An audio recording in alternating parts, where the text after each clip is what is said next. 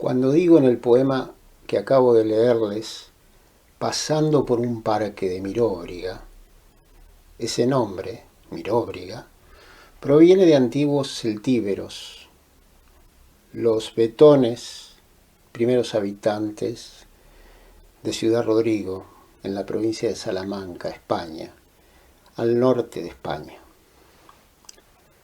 sobre la frontera con Portugal, donde nació mi padre y a quien le dediqué este libro, Papá en Ciudad Rodrigo, del que voy a leerles algunos párrafos y que están dedicados precisamente a los nombres propios.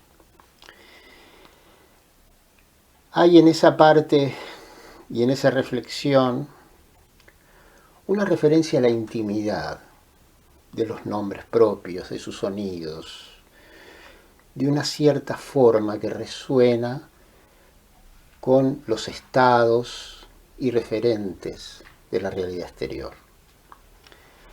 Los nombres propios son íntimos, cuando se los guarda para uno solo, nombres de personas que uno quiso o que odió, lugares que idealizó o que negó. Se los guarda como a un secreto o cuesta decirlos, porque los nombres propios a veces son deseos que nunca se cumplieron o que no se dijeron. Los nombres propios de personas, pero también de lugares, para uno legendarios, sublimes, en la imaginación. A veces esos nombres quedan en suspenso mientras vivimos. A veces esos nombres se llevan a la muerte.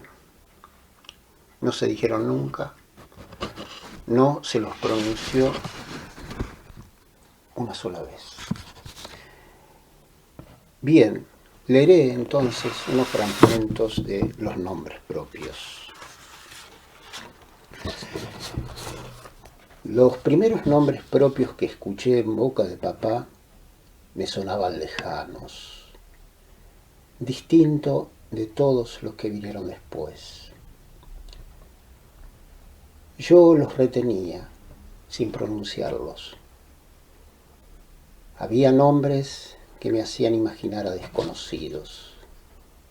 Tenían fuerza, corporalidad, eran cóncavos, como el apellido Caumo, que cuando me lo repetía se hundía en la O como un sello a fuego en la madera. Y estaban los convexos, como el apellido Diáspero, que yo asociaba a níspero, un árbol muy nombrado por papá, y que al susurrarlo, la O oscurecía la luminosidad de la primera sílaba, como si se cayera en un pozo repentino. Quería conocer a esa gente para ver si sus presencias se correspondían con sus apellidos, cómo sonaban. Los nombres de los lugares que nos rodeaban flotaban desprendidos, y más bien me importaba de ellos lo que significaban, y no tanto lo que designaban. De su voz profunda salían expandidos estos nombres, con una calidez que los dignificaba, y a mi oído vibraban hasta adquirir una resonancia que me anticipaba un tono de persona, un sonido básico de una personalidad familiar. Los Caumo, los Diáspero, ¿cómo resonaban en mí? Tenían voces de personajes, nobleza de héroes, fibra de duendes, o lo que fuera que me hacían imaginar en una infancia con poquísimas lecturas y algunos cuentos en la radio. Me hubiera gustado sentirme un Caumo o un Diáspero por el sustento sensorial que me daban sus apellidos. Eran seres fonéticos, En la poética de la ensoñación, Gastón Bachelard me acerca a la soledad de la infancia, que en sus momentos más sublimes me permitió ir dándole forma a la expresión poética del futuro, para lo cual debía mantenerme apartado de los grandes. El maestro dice que muchos nombres propios vienen a herir, a vejar, a doblegar al niño anónimo de las soledades. En la propia memoria vienen demasiados rostros a impedirnos recuperar los recuerdos de las horas en que estábamos solos, muy solos, en el profundo hastío de estar solos, también libres para pensar en el mundo, libres para ver el sol poniente, el humo que sube desde un techo, todos esos grandes fenómenos que vemos mal cuando no estamos solos para mirarlos. Por suerte tenía pocas caras que recordar y andaba poco entre mayores. No viajábamos. Cuando somos niños nos muestran tantas cosas que perdemos el sentido profundo de ver, nos sigue diciendo Bachelard. Y termina de aclarar lo fastidiosa que puede ser esa interferencia adulta en un niño sensible. La infancia conoce la desdicha gracias a los hombres. En la soledad puede distenderse sus penas.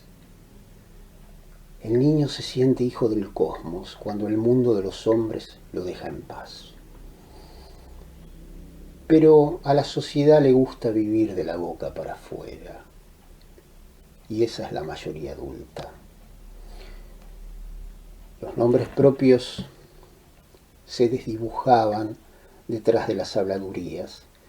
Y para salvarlos, si a uno le gustan, termina separándolos de los sujetos parlantes que llevan esos nombres de pila. Esto lo aprendí en el campo, donde los chismes eran poco frecuentes. Y cuando por casualidad venía un chismoso, yo me quedaba con su apellido, si me gustaba cómo sonaba al susurrarlo. Yo, Miguel de la Cruz, hijo de Juan Miguel, hijo de Juan, escucho a mis muertos escribiendo sus nombres. Levanto la cabeza para recordarlos y busco un parecido con ellos en la ventana del oeste, donde el día termina.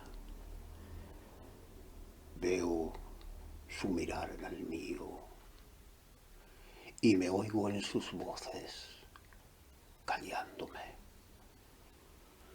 Cada uno ha dejado su nombre afuera, como hacen los muertos, y se ha llevado lo que será siempre un secreto que estuvo por debajo de su voz, con otro nombre.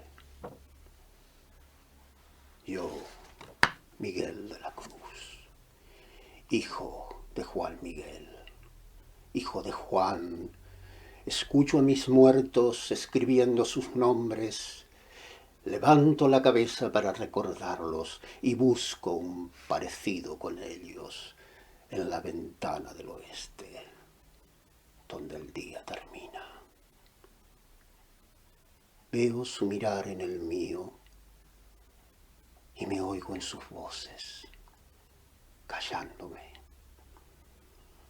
Cada uno ha dejado su nombre afuera, como hacen los muertos, y se ha llevado lo que será siempre un secreto que estuvo por debajo de su voz, con otro nombre.